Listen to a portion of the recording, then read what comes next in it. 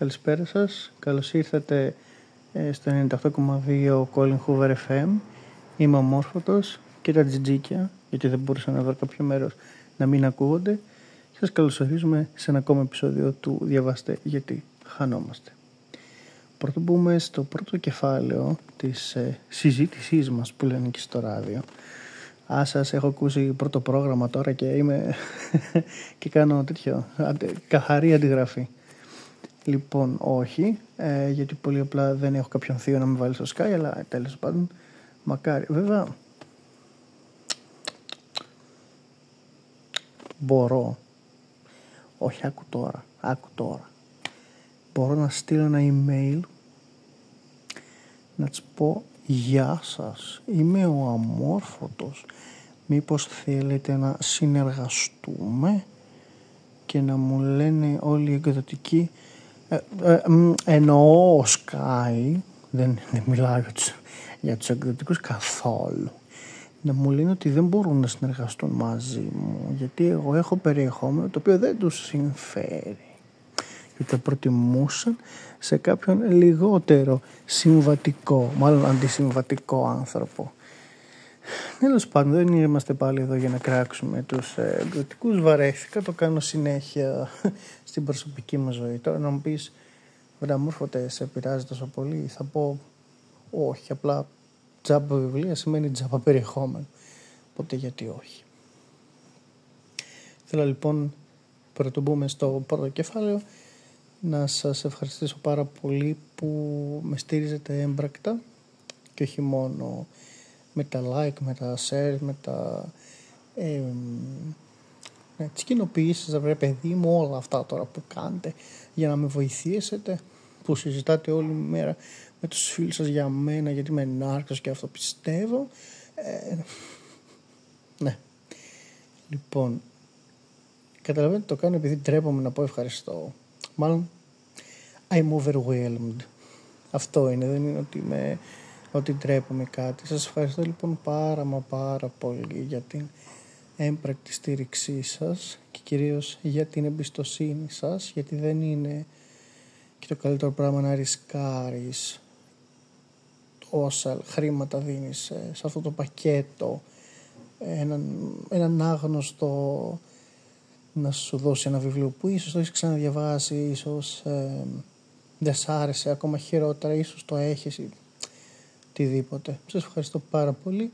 Δεν έχετε καμία διαφορά με τους άντρες που δίνουν 20 ευρώ και 50 και 40 και όσα δίνουν στα φρουτάκια. Παρακάνω, εννοείται είστε πολύ καλύτεροι και εσείς δεν χτυπάτε τα συντρόφια σας. Ντροπή τώρα. Ντροπή να μιλάμε για τις παθογένειες αυτής της χώρας. Δεν τρεπόμαστε λίγο? Δεν τρέπεσαι λίγο, βρε Αμόρφωτε, βρε Σαρδανάπαλε, βρε? Ντροπή σου, φέρε αύριο τους γονείς σου στο γραφείο και θα φας αποβολή. Ναι. Αλήθεια, θα σταματήσω να πίνω κάποια στιγμή, αλλά μέχρι τότε ας περάσουμε καλά στο podcastιο. Σας ευχαριστώ λοιπόν και πάλι. Έχουν μείνει λίγα πακέτα για τώρα, μετά λέω να κάνω κάτι για Halloween, έτσι φθινοπορεινό, πάρα πολύ ωραίο. Οπότε τα πακέτα έτσι τα απλά με το χαρτί απ' έξω, το όμορφο, το περιτύλιγμα και το σκηνάκι θα τελειώσουν, θα περάσει κάτι πολύ πιο ψαγμένο, θα πω εγώ, γιατί πολλά από τα έσοδα θα πάνε στο να καλυτερέψει το όλο πακέτο, βρε παιδί μου. Και σας ευχαριστώ λοιπόν πάρα πολύ, γιατί ήταν θέμα ανάγκης και απλά έτυχε να μείνουν κάποια χρήματα παραπάνω και να μπορώ να το κάνω καλύτερα όλο αυτό. Πάντα νόμιμα φυσικά. Τώρα θα ήθελα να περάσουμε στο πρώτο κεφάλαιο της εκπομπής μας. Έπαθα πάλι Sky. Το οποίο είναι ένα βιβλίο τη εβδομάδα. Έτσι. Για μένα το καλύτερο κεφάλαιο όλων των podcast στον κόσμο, στο οποίο διαβάζω ένα βιβλίο τη βδομάδα τουλάχιστον και σας λέω πώς μου φάνηκε. Αυτό, αν είσαστε νέοι στον Αμόρφωτο και δεν γνωρίζετε, είναι κάτι που δεν κάνω για το podcast, μιας και δεν είμαι καθόλου συνεπής στο podcast, δυστυχώς.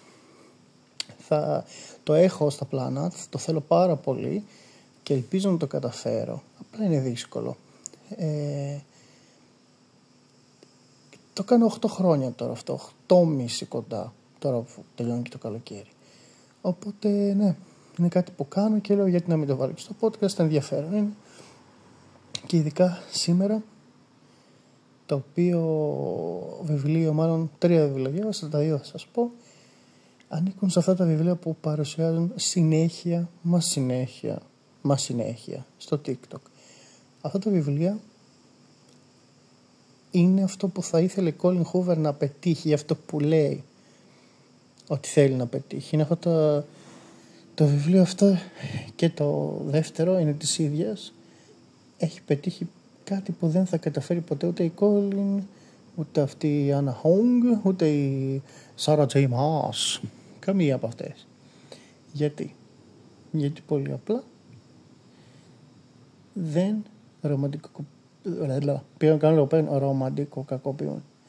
ρομαντικοποιούν την κακοποίηση. Τα βιβλία της Sally Rooney ίσα ίσα δείχνει την κακοποίηση όπως είναι. Ωραία.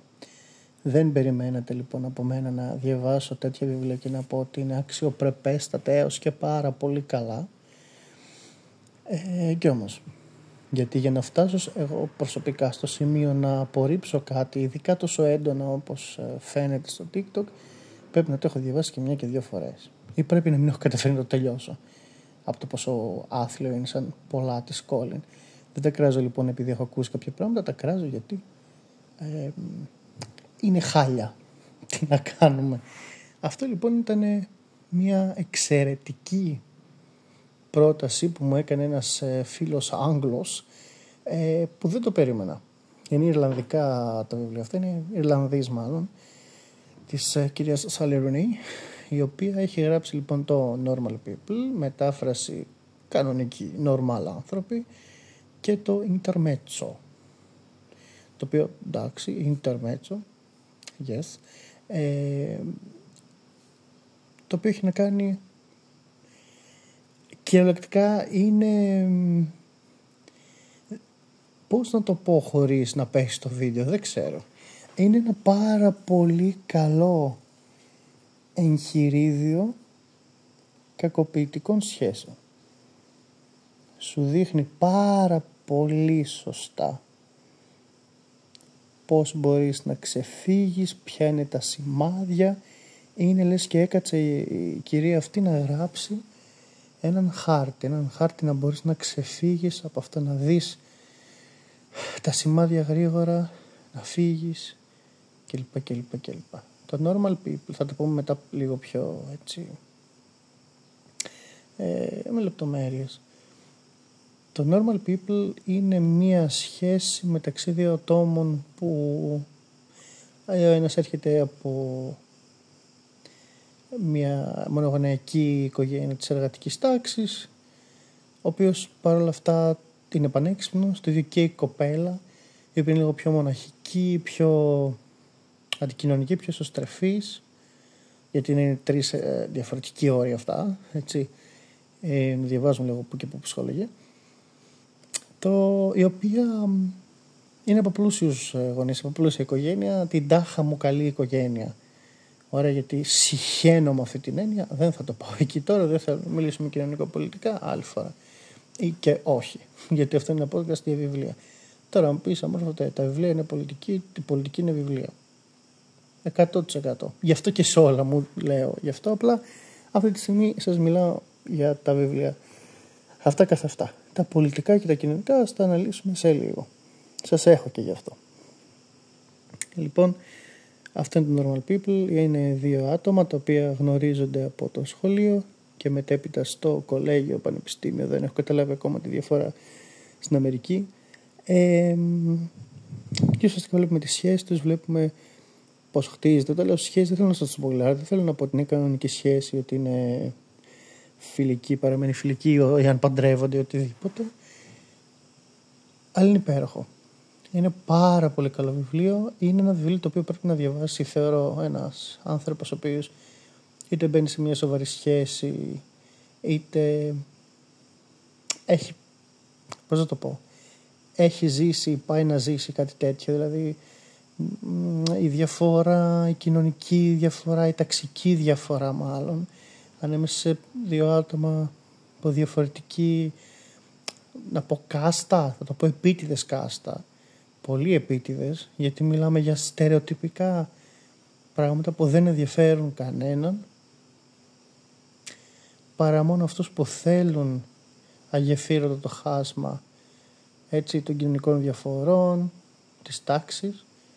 Ωραία. Και κανείς δεν έχει περισσότερο συμφέρον να παραμείνει μακριά η μία τάξη από την άλλη, παρά μόνο αυτή που είναι ψηλά.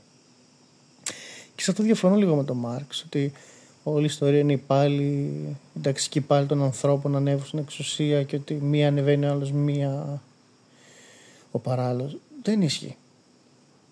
Πάντοτε με πολύ μικρές και πολύ ολιγόχρονες εξαιρέσεις, πάντοτε από πάνω ήταν οι πλούσιοι. Γιατί τα λεφτά είναι δύναμη. Ωραία. Αν σε πάρω εσένα που ακούς τώρα, φίλο, να πάμε μαζί να ψηφίσουμε και μας πετύχει απ' έξω ένας άνθρωπος και μας πει, ορίστε, πάρε το τέτοιο σου, το φακελάκι σου, ρίχτω όπως είναι, εντάξει, και πάρε 500 ευρώ. Εγώ που τα έχω ανάγκη τα 500, θα το διπλοσκεφτώ, θα το τριπλοσκεφτώ, αλλά αν είναι πιο σημαντικό από την ηθική μου, αν είναι ζήτημα ζωής και θανάτου, αν είναι ζήτημα υγείας, θα τα πάρω. Κάποιος άλλος δεν θα τα πάρει. Κάποιος άλλος ή και εγώ προτιμώ να μην έχω να φάω παρά να δεχτώ να εξαγοραστεί η ψήφος μου. Εντάξει. Και όμως υπάρχει άνθρωπος που θα το δεχτεί. Και πιο φθηνά. Χωρίς ιδιαίτερα λεφτά. Έλα πάμε να σε βάλω στο δημόσιο, να κουνήσω λίγα νήματα, αλλά από εδώ και πέρα η ψήφος σου ανήκει σε μένα. Έτσι είναι το 41% της Νοδού. Και της κάθε Νοδού, και το Πασόκ το ίδιο κάνει, και ο ΣΥΡΙΖΑ έχει ακουστεί ότι το κάνει, και ολεκτικά δεν ασχολούμαι καθόλου με την ελληνική πολιτική σκηνή, γιατί πολύ απλά είναι καραγκιόζδες. Και μην μου πείτε πάλι για το κουκουέ που σώζει σπίτια, αυτό είναι η φόρμα του κουκουέ. Ότι είναι με το λαό. Και αν χρειαστεί να είναι με το λαό και να κάνει κάποια βήματα για τον λαό, μόνο και μόνο για να αποδείξει στους ψηφοφόρους τους ότι όντως κάτι κάνουν, οκ. Εγώ αυτό που ξέρω για το κουκουέ και αυτό που βλέπω στο κουκουέ είναι ότι κάθε φορά που το κουκουέ είναι μπροστάρις σε απορίες, οι πορείες είναι ειρηνικές. Όπως μπορείτε να καταλάβετε, και ας μην το δέχεστε κάποιες αποστάγες, κάποιοι που δεν ενδιαφέρεστε για κάποια αλλαγή, η αλλαγή δεν μπορεί να έρθει παρά με τη βία, παρά με την πίεση. Εντάξει.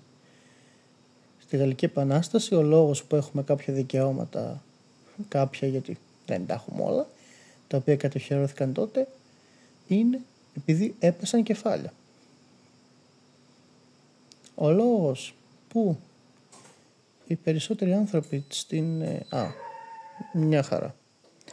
Ωραία, αυτό που ακούτε είναι ο σκύλος από δίπλα που έτσι ώστε θα παίρνει στο κράνο κάθε 10 δευτερόλεπτα, πόσο μάλλον τώρα που έκανε μια πάρα πολύ ωραία διακοπή ρεύματος. Έλεγα λοιπόν, πριν σκάσε όμως, ευχαριστώ πάρα πολύ, έλεγα λοιπόν, σταμάτησε, άντε γεια. Έλεγα λοιπόν ότι το μεγάλο πρόβλημα που υπάρχει με το κουκουέ και το κάθε κουκουέ, γιατί δεν θα χαλάσω άλλο χρόνο με αυτό, εντάξει, είναι ότι μπαίνει μπροστά και οι τέτοιες παραμένουν ειρηνικές. Αν δεν ανοίξει κεφάλι, δεν θα αλλάξει τίποτα. Ο λόγος που τώρα φτάνει η ανθρωπιστική βοήθεια στην Παλαιστίνη είναι γιατί οι άνθρωποι δεν κόλωσαν, δεν έκαναν πίσω, συνέχισαν τις πιέσεις. Όχι να βγαίνουν 1-2 μέρες για τα τέμπη, καλή ώρα σαν τους Ελληνούσκους, έτσι, και να μην ανοιγυρωθούν ή μην γίνεται τίποτα και μετά δεν πάμε στις δουλειές μας κανονικά. Και επειδή γι' αυτό το πάμε στις δουλειές μας κανονικά, γι' αυτόν ακριβώς τον λόγο είμαστε η πρώτη χώρα σε εργατόρες στην Ευρώπη, είμαστε η πρώτη χώρα στον κόσμο με κατάθλιψη, η πρώτη χώρα στην Ευρώπη σε κατανάλωση Ζάναξ, η πρώτη χώρα σε αυτοκτονίες στην Ευρώπη που αφορούν οικονομικούς λόγους κλπ. Αν δεν το ξεχάσω θα υπάρχουν πηγές για όλα όσα λέω κάτω από το βίντεο. Οπότε, αυτό που θέλω να πω είναι ότι η ταξική συνείδηση θα έπρεπε να είναι όπλο των πολλών και όχι των λίγων. Το ίδιο και η αλληλεγγύη. Συχνότερα υπάρχει τάση αλληλεγγύης μεταξύ πλουσίων παρά φτωχών. Εμείς που δεν έχουμε να χωρίσουμε τίποτα, χωρίζουμε τα πάντα, και αυτοί που δεν χορταίνουν και θα κάνουν τα πάντα για 1 ευρώ παραπάνω είναι αυτοί που εν τέλει είναι πιο κοντά ο ένας με τον άλλο. Και αυτό να μας γίνει λίγο μάθημα. Το Normal People επίσης υπάρχει και σε σειρά. Δεν ξέρω είναι στο Netflix κάτι. Εγώ τίποτα. Pirates of the Caribbean. Και όποιος κατάλαβε. Δεν κάθομαι να δω 18 ευρώ στο Netflix και στο Spotify και σε όλα αυτά. Παιδιά, MP3 converter, link από YouTube, link εκεί, download. Και ναι, δεν έχω κανέναν να με πρίζει για κανέναν λόγο. Το προτείνω. Εντάξει, πρωτάρχιζουν και μπουν στα σπίτια μας για αυτά. Επίσης, όσον αφορά το νόμο περί πώς λέγεται, το νόμο ρε παιδί μου με το ταινιομάνια και αυτά, δεν υφίσταται. Ο νόμος αναφέρεται σε αυτούς που μπαίνουν πειρατικά να δουν μάτς, γιατί οι στοιχηματικές και οι καναλάρχες χάνουν χρήματα από αυτό, οπότε αυτούς στοχεύουν. Το ταινιομάνια και αυτά ανήκουν σε ένα μεγαλύτερο έτσι μέρος του διαδικτύου και δεν έχει να κάνει τόσο πολύ με Ελλάδα, έχει να κάνει πιο πολύ με... Εντάξει, τώρα όσο λέω λέξεις νιώθω ότι θα το καταλάβει το YouTube τι λέω και δεν θέλω να πέσει το βίντεο, οπότε look it up. Θα βρείτε, πιστεύω, τις απαντήσεις που ψάχνετε και κυρίως τις ταινίες και τα βιβλία που ψάχνετε χωρίς καμία χρέωση. Γιατί υπάρχουν ακόμη άνθρωποι οι οποίοι βοηθούν να υπάρχει ελεύθερη παιδεία και ψυχαγωγία όσο γίνεται τέλος πάντων. Προτείνω λοιπόν το Normal People, θα το έβαζα ένα 8 στα 10 γιατί τα 2 τα χάνει, γιατί βασικά το 8 είναι τέλεια βαθμολογία, μην κορεδευόμαστε τώρα, απλά έχουμε μάθει από τους πώς λένε αυτούς τους περίεργους, τους YouTubers, τους Έλληνες να μας λένε συνέχεια ότι 8 στα 10 γιατί δεν μ' άρεσε αυτό και το έχουμε κολλήσει ως κακό. Όχι. Πολύ καλό βιβλίο, χάνει για κάποιους λόγους, δεν χρειάζεται τώρα να σας εξηγήσω γιατί δεν μ' άρεσε, δεν θέλω να σας το περάσω σας και μου καλό βιβλιαράκι είναι. Αν το έχω διαβάσει το 16-17 θα το είχα βάλει και ένα δεκάρι νομίζω. Εντάξει, 9. Και πάμε τώρα σε ένα που μου άρεσε ακόμα καλύτερα, το Intermezzo, το οποίο είναι πάρα πολύ καλό βιβλίο και ουσιαστικά η πλοκή είναι ότι ένας πανέξυπνος νέος σκακιστής μπλέχνει με μια μεγαλύτερη γυναίκα και αυτό τον ουσιαστικά γίνεται έρμεο του κάτω κεφαλιού του, για να μην το πω αλλιώς, και γίνεται πέφτει θύμα εκμετάλλευσης, έτσι, και κακοποίησης, να το πω όπως λέγεται. Γιατί όχι, αν είσαι 22 όπως αυτός και 36 άλλοι, ακόμα πιο συνηθισμένα ο άλλος, δεν μπορείτε να έχετε μία όμορφη σχέση. 25, 26, 27, 28, εκεί σε μια χαρό για να τάξεις και με 35 ώρα και με 40 και με ό,τι θες. Εντάξει, όχι να μου είσαι τυχαία νούμερα 18, ο άλλος να είναι 26, τυχαία νούμερα, ξαναλέω, και ξέρω ότι θα ακούσεις το podcast, γι' αυτό το λέω, να σε κράζει όλη μέρα, να σου λέει πώς τον έχεις κάνει έτσι, να σου τι λέει όταν πας να τον χωρίσεις και να κλαίει, να σε λέει τοξικιά, εντάξει, και εσύ να κάθεσαι να υποφέρεις με αυτόν, αλλά να μην θες να τον χωρίσεις. Αυτό ακούγεται πάρα πολύ, λες και θυματοποιώ, λες μάλλον και του κάνω victim blaming, τέλος πάντων. Συγγνώμη αν ακούγεται έτσι, είναι μια κατάσταση η οποία με έχει εκνευρίσει ιδιαιτέρως, με μια κοπέλα η οποία μου είχε εκμυστηρευτεί όλα αυτά τα πράγματα, και με το να μην ονομάζω, να μην δίνω ονόματα και να μην δίνω όλα αυτά, δεν είναι κακό, εντάξει. Οπότε δεν κάνω κάτι κακό, ίσα θεωρώ ότι αν το ακούσει και έτσι, ίσως τη βοηθήσει να καταλάβει κάποια πράγματα και να ζητήσει βοήθεια, να απευθυνθεί σε κάποιον ειδικό, να απευθυνθεί σε κάποιο μέλος της οικογένειας της και να την βοηθήσουν. Γιατί ό,τι και να λέει η θρησκεία σου,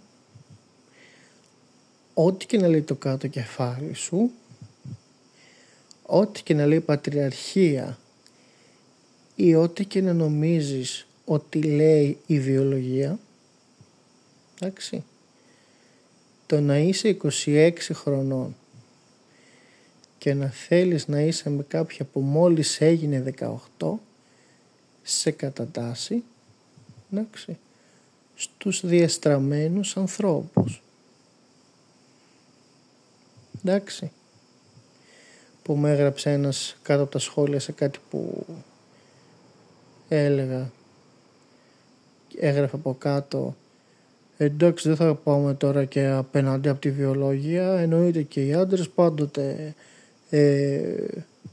δεν θέλω να πω τη λέξη, πως το οργαίνουν, τους έχουν όρεξη για μικρά παιδιά, δεν ξέρω, και ναι, έκραζε την κοπέλα που είχε ανεβάσει ένα βίντεο κατά της παιδοφιλία και ναι, της έλεγε ότι ζηλεύει, γιατί είναι θέμα ζήλιας αυτό, ότι και αυτή μεγάλωσε και δεν τη θέλουν τώρα και ζηλεύει τα παιδάκια. Αυτό είναι το πρόβλημα. Λοιπόν, να εξηγήσουμε σε κάποιους που δεν το ξέρουν και συγκεκριμένα στη φίλη μου, αυτή την πολύ καλή, η οποία είναι 18 χρόνων και τα έχει μένα που είναι 26, ότι αν δεν μπορεί να βρει κάποιον στην ηλικία του ή κάπου εκεί κοντά και ψάχνει 18 χρόνια, έχει πρόβλημα. Εντάξει. Μπορεί όντως να είσαι πιο έξυπνη για την ηλικία σου. Μπορεί όμως και να είναι κάτι που λένε όλοι αυτοί οι πάστα ανθρώπων. Εντάξει. Μπορεί όντως να τον έχεις τρελάνει, όπως λέει, ή και όχι. Μπορεί να στα λέει όλα αυτά, εντάξει, για να σε κάνει δικιά του, γιατί αυτό τον εξτάρει. Τον εξτάρει η εξουσία που μπορεί να έχει πάνω σου, ο ναρκισσισμός του, ο χειρισμός, η εκμετάλλευση, ένα θύμα είσαι, απομακρυσμένο ίσως από την οικογένεια, από φίλους, είσαι μοναχικό, σε βρίσκει, στοχεύει και ρίχνει. Με το να παραδεχτείς ότι αυτός έχει θέμα, δεν παραδέχεσαι ότι έχει σκίσει. Εσύ είσαι το θύμα.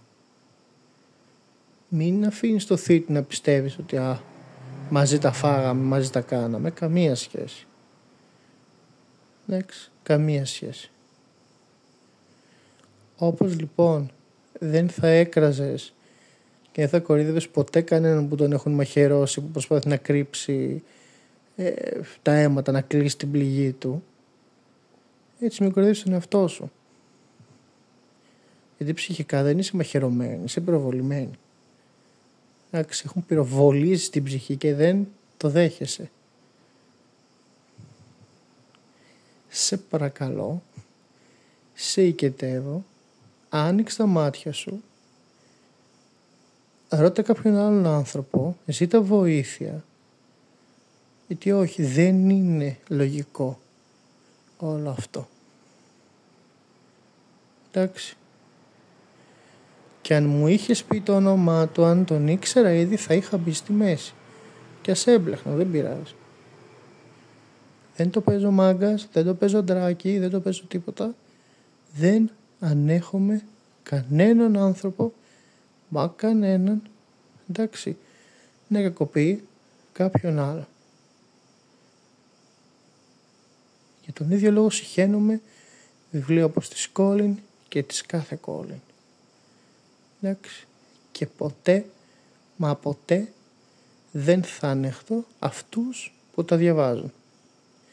Γιατί αυτοί ρομαντικοποιούν καταστάσεις σαν και αυτή που περιγράφω με τη πολύ κοντινή μου φίλη. Εντάξει. Ας αφήσουμε την πατριαρχία πίσω. Γονείς, αρχίστε να μεγαλώνετε παιδιά με αυτοπεποίθηση, τα οποία δεν θα ακούν τον κάθε παπάρα. Εντάξει. Αφήστε λίγο το κινητό. Εντάξει. Καλή και η κρέμα Φιλαδέλφια με φρούτα του δάσους που είδατε στο TikTok από τον Μανάρι Μαναράκι, oh my god, τι ωραίος μάγειρας.com. Ωραία αυτά στο TikTok και εγώ τα βλέπω. Εντάξει. Αλλά να μεγαλώνουμε λίγο τα παιδιά μας, να είμαστε λίγο από πάνω τους, να μην τα αφήνουμε λίγο στο τάμπλετ τους, να μας νοιάζει λίγο, να μην τα φωνάζουμε, να τα κάνουμε καμιά ερώτηση, να αναπτυχθεί καμιά ενσυναίσθηση, να τους δώσουμε κάνα βιβλίο, να τα αφήσουμε να φτιάξουν μόνο τους το δωμάτιό τους, να τους πούμε κάνα μπράβο. Όλα αυτά βοηθάνε. Και δεν θα πάνε 18 χρονών να μου τα φτιάξουν με έναν 26 και να μου το παίζουν, μα όχι μαμά, είναι ο άντρας της ζωής μου. Εντάξει. Λοιπόν, podcast για βιβλία. Συνεχίζουμε.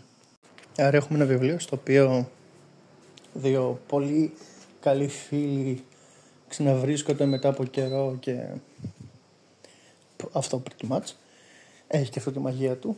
Δεν έχει νοσταλγία, η αναζήτηση των χαμένων χρόνων. Sorry. Μια καρέκλα. Και είναι αυτό. Νομίζω δεν υπάρχει κάτι καλύτερο από να ξαναβρίσκονται δύο παλιοί φίλοι και να ανταλλάζουν τα νέα τους. Και το άλλο, ένας κακόμοιρος νεαρός κακιστής και μια φίλη μου πέφτουν στα δίχτυα ανθρώπων που δεν θέλουν το καλό τους, θέλουν μόνο αυτό που έχουν ανάμεσα στα ποδαράκια τους. Γενικά όμως σε πολύ σωστή σύνδεση με τον τίτλο του Normal People, πάτε τα απλά πράγματα στην πραγματικότητα είναι τα όμορφα. Μία βόλτα σε ένα σούπερ μάρκετ, μια βόλτα με το κτέλ, δεν έχει τόσο σημασία, όπως λέει και ο Καβάφης, το που πάμε, έχει σημασία το ταξίδι. Είναι πολύ ωραίο να έχεις το χρόνο να κάνεις μια αναδρομή, μια περισυλλογή, κάτι όμορφο ρε παιδί μου. Είναι τα πιο καλά πράγματα που έχω κάνει, τα πιο ωραία, με την αρχαία έννοια του ωραία και με την τωρινή, είναι ότι είχα πάρει ένα τρένο από το Βουκουρέστι, την πρωτεύουσα της Ρουμανίας για όσους δεν γνωρίζουν, στον Μπρασόβ, Είναι μια πόλη λίγο πιο πάνω. Το Βουκουρέστι και τυχαίνει να περνάει ανάμεσα από τα Καρπάθια, είναι η γνωστή οροσειρά. Περνάς από τη Σινάγια, περνάς από την Πλιέστη, περνάς από διάφορες περιοχές, οι οποίες είναι το ένα καλύτερο στολίδι από το άλλο, και απλά το όμορφο είναι ότι είσαι ήρεμα, είσαι ανάμεσα σε δέντρα, νιώθεις ότι δεν θα συμβεί κάτι κακό. Και όποτε σταματάνε τα δάση, ξεκινάνε αρκετές έτσι, για αρκετά χιλιόμετρα οροσειρές, που και αυτές είναι στολισμένες με δάση, με δέντρα, που βλέπεις ξύλινα σπιτάκια, κάποια χωράφια κλπ. Και εσύ ως ένα μικρό ανθρωπάκι κάθεσαι από τα αριστερά μες στο τρένο και απλά αφήνεσαι, πηγαίνεις. Το μόνο που ακούς ίσως είναι μουσική, ίσως ακούς τις φωνές στο κεφάλι σου, ίσως ακούς ένα audiobook μουσική. Πάντως καλό θα είναι μερικές φορές να αφήνουμε και τη μουσική και τα audiobooks και οτιδήποτε, και απλά να καθόμαστε με τις σκέψεις μας και να χαζεύουμε έξω τα δέντρα που περνάνε, τα τελειοτρόπια, τα γεμάτα χωράφια με κολοκύθες, με οτιδήποτε μπορώ να θυμηθώ αυτή τη στιγμή. Και ήταν και φθινόπωρο, που τα ήταν ακόμη πιο όμορφα. Ξεπετάγονταν χρυσά δέντρα, πορτοκαλί δέντρα, καφέ δέντρα και που κάποιο πράσινο. Αυτό το πράγμα μένα μου κόστισε 3,5 και 4 και 3,5, να πάω και να έρθω 7 ευρώ. Είναι νομίζω τα καλύτερα 7 ευρώ που έχω δώσει, και με μεγάλη διαφορά από το δεύτερο. Ήταν αυτό που χρειαζόμουν εκείνη την εποχή και ήταν αυτό που χρειάζομαι τώρα και πάντα. Και με έχω πιάσει πολλές φορές να φέρνω τον εαυτό μου σε αυτές τις 2 ώρες που ήμουν ήρεμα. Ήμουν σε ένα μέρος που μου αρέσει, έβλεπα κάτι που μου αρέσει, ήμουν άνθρωπος. Ήμουν με έναν άνθρωπο 2-3-5, δεν έχει σημασία, οι οποίοι είχαμε μοιραστεί πιο πριν μπισκότα, μια κυρία μάλλον από τη Ρουμανία μας είχε δώσει κάτι που είχε φτιάξει σαν μαντολάτο, έμοιαζε, δεν ξέρω, ήταν πάρα πολύ ωραίο.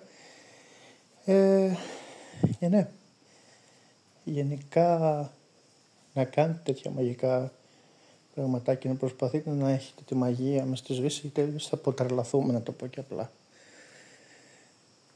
Αν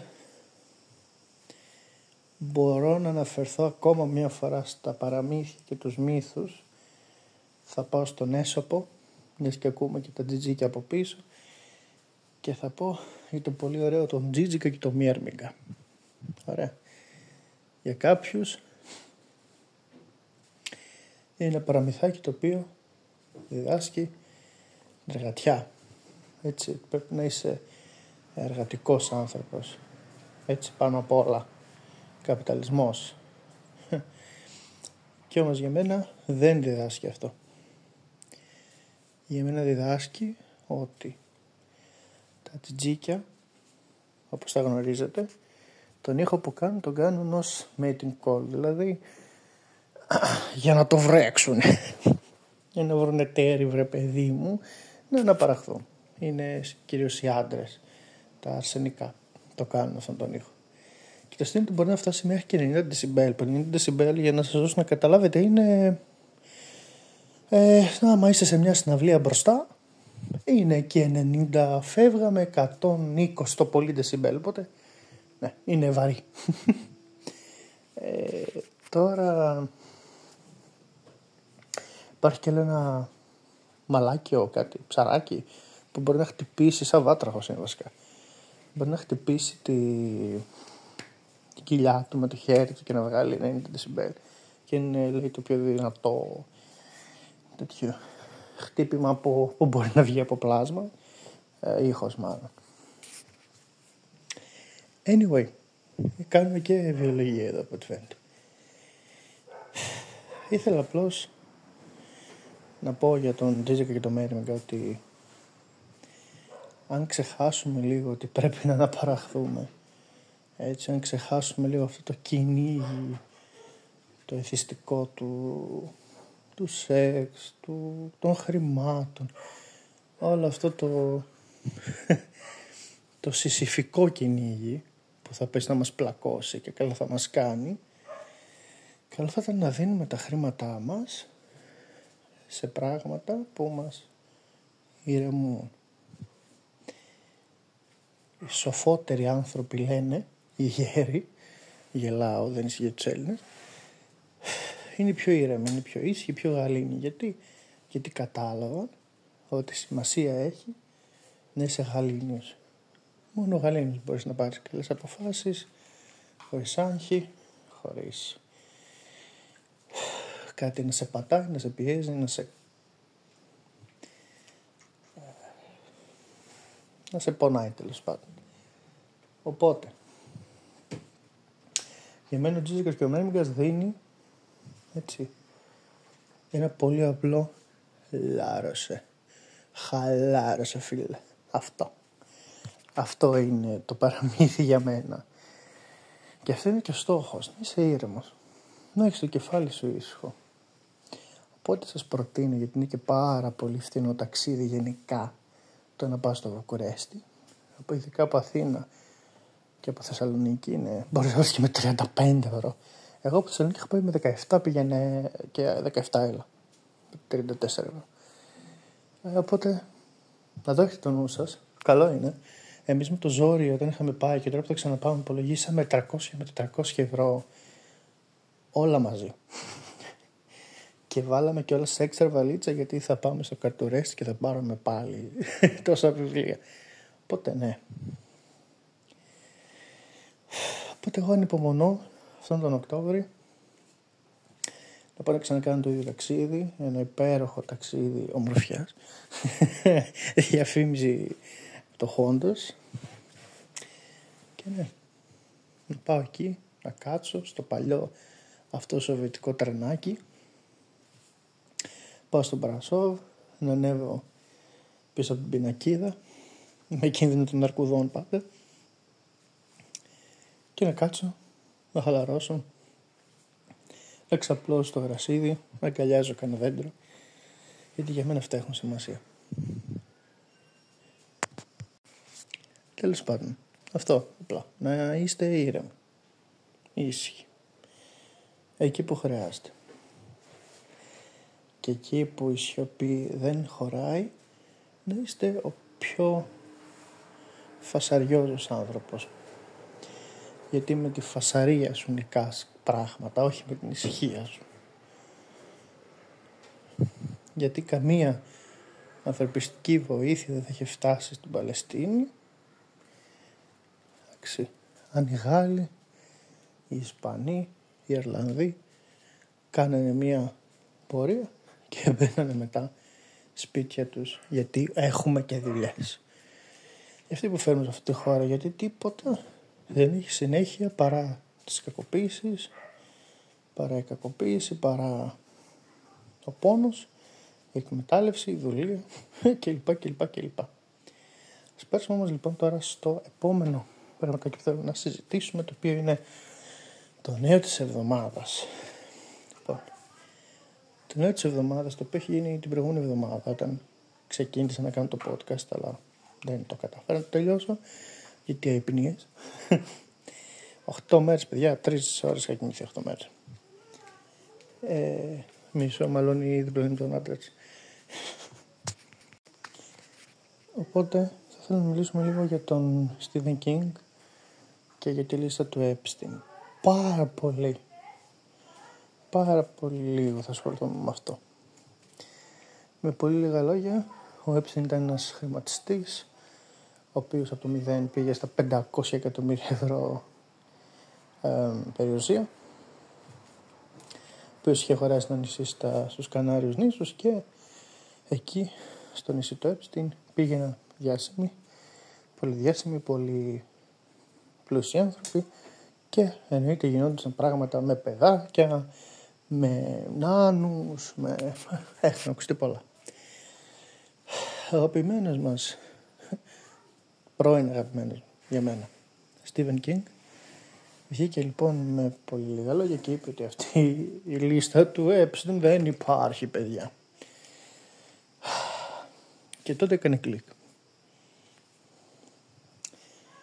Πώς γίνεται ένας άνθρωπος ο οποίος ό,τι και να έκανε ο Τραμπ, ό,τι και να ανέβαζε στο Twitter ο Τραμπ, ήταν από κάτω και σχολίαζε και με δικά του posts, ένας δημοκράτης άνθρωπος, έτσι, ένας διόλου καμία σχέση δεν έχει με τον αμερικανικό νότο που μας έχει κάνει να πιστέψουμε και με τους conservatives, όλους αυτούς πάνω που εδώ πέρα θα ψήφισαν Βελόπουλο. Και εκεί είπε αυτό το πράγμα. Και τότε λοιπόν, όπως είπα και πριν, έβγαλε μάτι. Έβγαλε μάτι ότι ήταν και αυτός μες στη λίστα. Πού το κατάλαβες αμόρφωτο, με ρωτάς? Σου λέω ότι το κατάλαβα επειδή στο IT, ξέρετε που το πάω, όσοι το έχετε διαβάσει, υπάρχει μια στιγμή που δεν έχουν νικήσει το πνεύμα, το Pennywise. Τα παιδιά νιώθουν απόμακρα το ένα από το άλλο και το κορίτσι, το οποίο αν δεν κάνω λάθος είναι 9 ή 14. Πάντως οι ηλικίες των παιδιών ήταν από 9 έως 14, αν δεν κάνω λάθος. Προτείνει να κάνουν σεξ για να νιώσουν πιο κοντά. Και θα μου πεις, εντάξει, ποιητική άδεια θα πω εγώ. Δεν τρώγει τα παιδάκια που ακούγονται, δεν μπορώ να κάνω κάτι.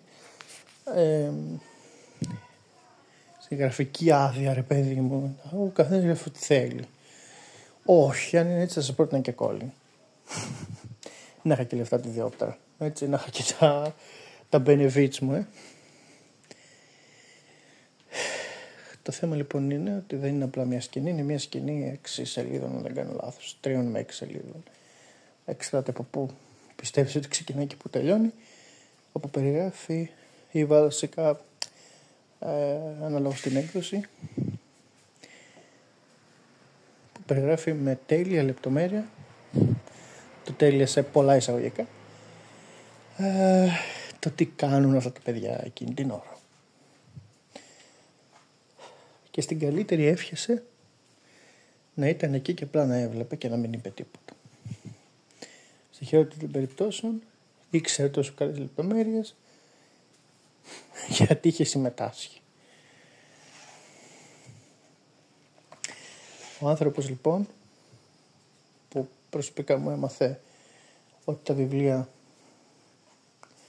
μπορούν να σε κάνουν να πεταχτείς από την καρέκλα σου, που μου έμαθε ότι ναι, γίνεται να διαβάσεις ένα βιβλίο στις 10 το βράδυ και να κοντεύει 6 το πρωί και ακόμα να μην το έχεις καταλάβει καν ότι έχει περάσει τόση ώρα, να νομίζω ότι διαβάζεις 1-2 ώρες. Ο άνθρωπος που μου έμαθε τη δύναμη των λέξεων, για να το πω απλά, μάλλον δεν έχει καμία διαφορά από τον Ντίντι και από τον κάθε Ντίντι και σαθώθηκε. Εγώ δεν πιστεύω στη δικαιοσύνη. Ως όργανο εξουσίας, όχι στη Θεά Δίκη. Στη Θεά Δίκη πιστεύω. Πιστεύω όμως και στον άνθρωπο καθ' αυτόν, στην ατομικότητα του ανθρώπου, που δυστυχώς ή ευτυχώς κανείς δεν θα πει σε κανέναν τι να πιστεύει κλπ. Καταστράφηκε για μένα λοιπόν ο Stephen King και ξαναρχόμαστε στο πρώτο podcast, στο οποίο βγάλαμε το συμπέρασμα μαζί ότι είμαστε αναγκασμένοι να πετάμε το συγγραφέα και να κρατάμε το έργο του, γιατί πολύ απλά είναι σκουπίδι. Και θα ήθελα να με επιτρέπετε κι εσείς να αναλύσουμε ένα θέματάκι μαζί, είτε στα σχόλια, είτε μπορείτε να μου στείλετε μήνυμα στο TikTok, στο Instagram, όπου θέλετε. Θα θέλω να μιλήσουμε για ένα θέμα που δεν έχουμε ξαναμιλήσει και ας ακουστεί λες και το έχουμε ξαναναφέρει κάπου, στο TikTok, στο Instagram, δεν ξέρω. Θα θέλω λοιπόν να μου πείτε την άποψή σας σχετικά με το αν τα βιβλία μπορούν πράγματι να επιφέρουν μόρφωση, καλλιέργεια, παιδεία σε έναν άνθρωπο. Αν είναι από μόνα τους αρκετά έτσι ώστε να χτίσουν έναν άνθρωπο ο οποίος να είναι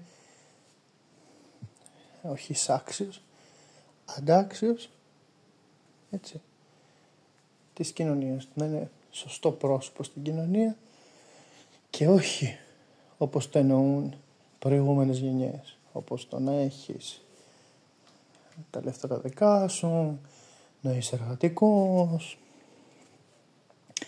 Δεν μας ενδιαφέρουν αυτά.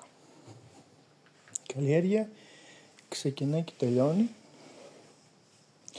στον τρόπο που βλέπεις τη ζωή, τον τρόπο που δέχεσαι ότι έρχεται ή όχι.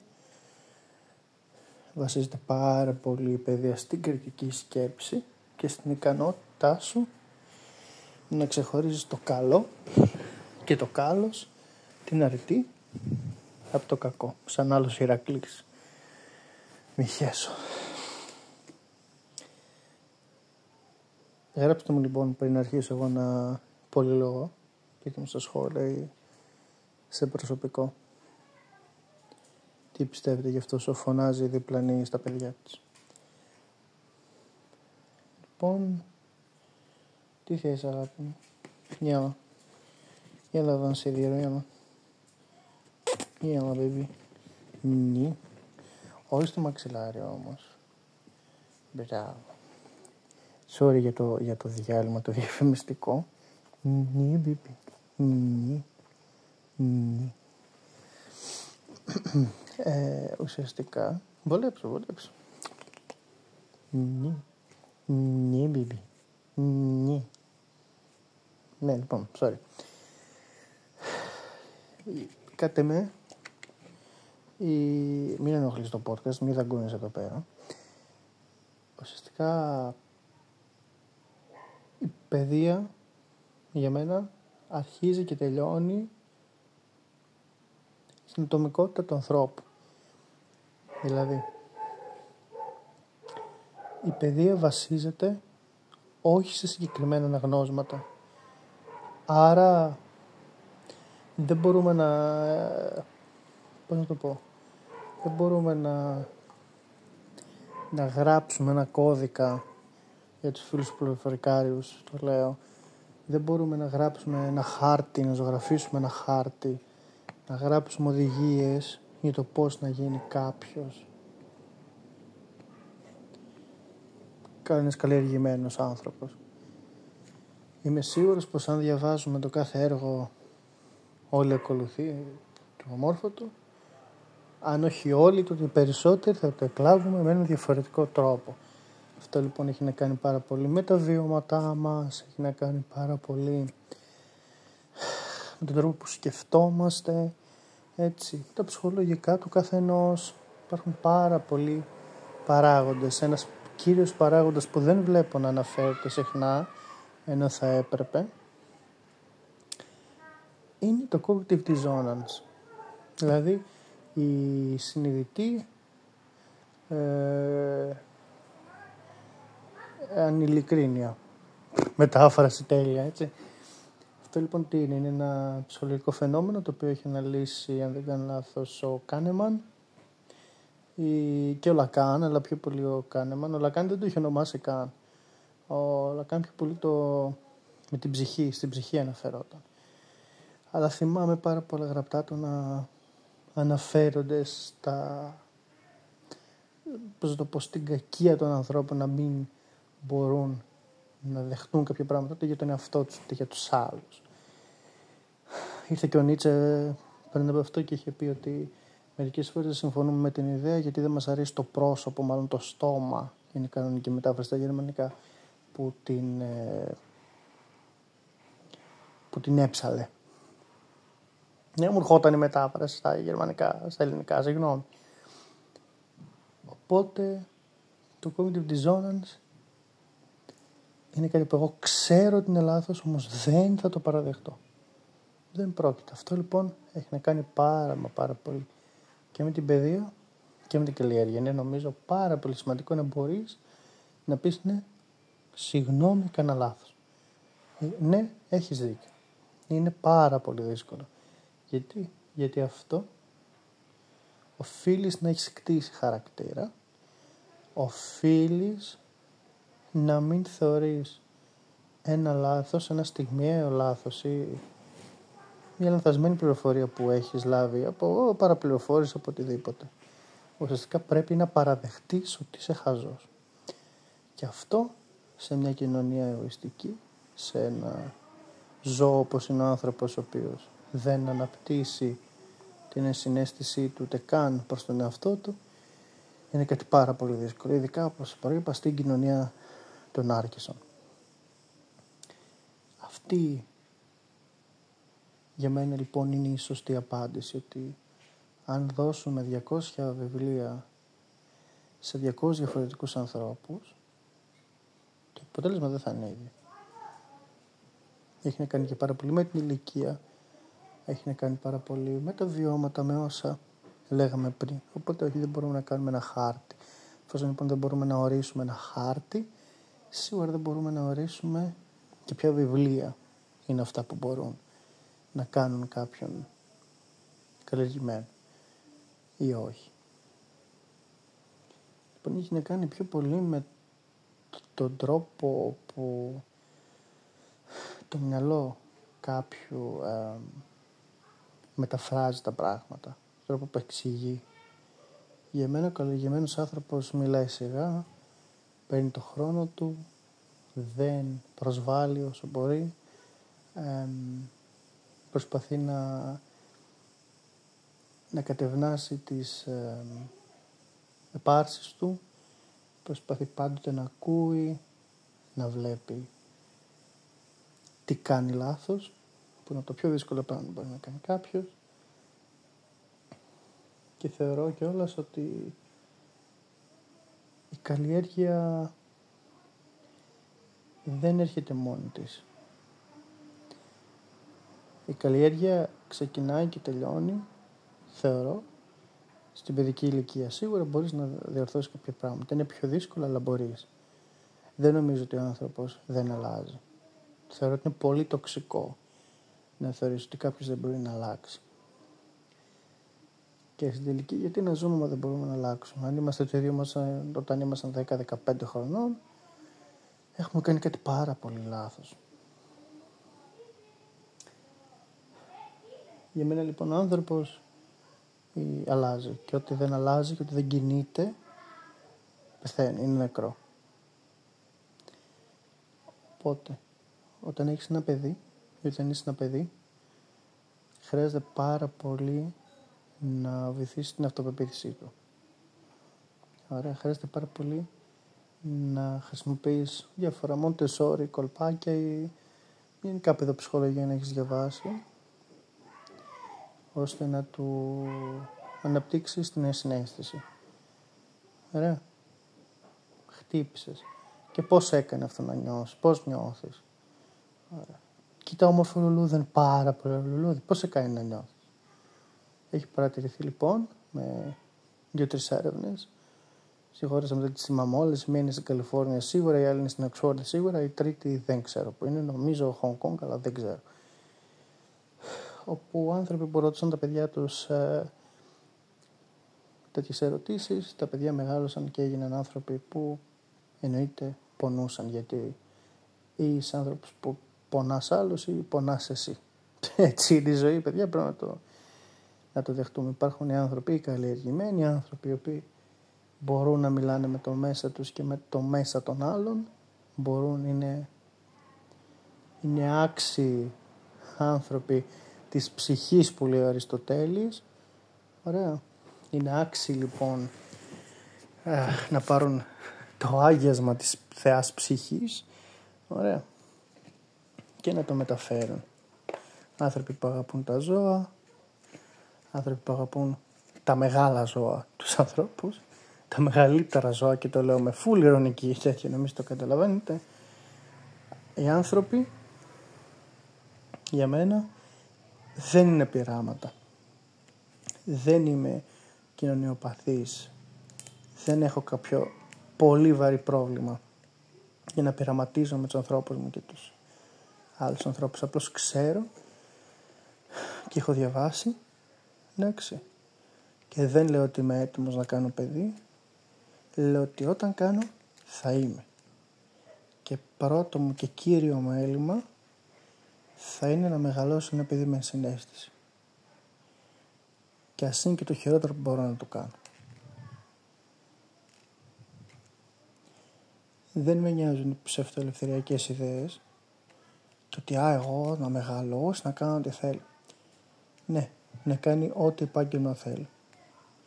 Να κάνει ό,τι θέλει με τη ζωή του, δεν με ενδιαφέρει. Εγώ, το παιδί μου, δεν θα βγάλω από το σπίτι μου παιδί το οποίο να πηγαίνει με 18 χρόνια,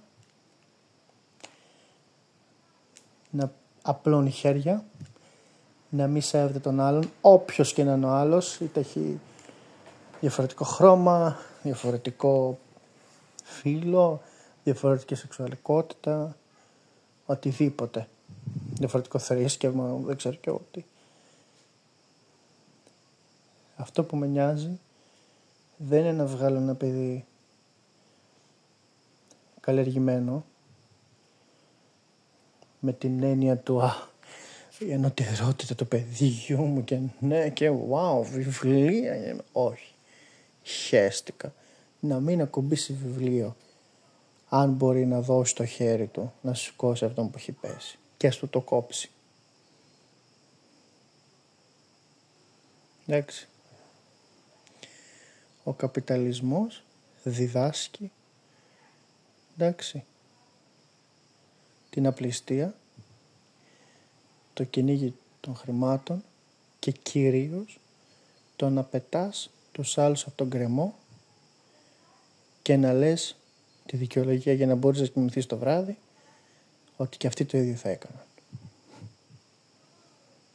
Όχι, όπως στον πόλεμο ο απέναντί σου δεν είναι εκεί γιατί θέλει να σε σκοτώσει, είναι εκεί γιατί έχει φάει την προπαγάνδα της ζωής του και νομίζει ότι θα τους σκοτώσει τους δικούς του. Εντάξει, ούτε τίποτα. Όλα αυτά είναι καπιταλιστικές αηδίες και πατριαρχικές παπαριές που δεν ενδιαφέρουν κανένα παρά μόνο τους, με συγχωρείτε άνθρωποι που δεν βλέπετε, τους τυφλούς. Μία από τις αγαπημένες μου μπάντες είναι η Death. Παίζουν death metal, δεν είναι για άλλους, το καταλαβαίνω. Έχει ένα υπέροχο στίχο στο τραγούδι The Philosopher, στο οποίο λέει Beware how the blind lead each other.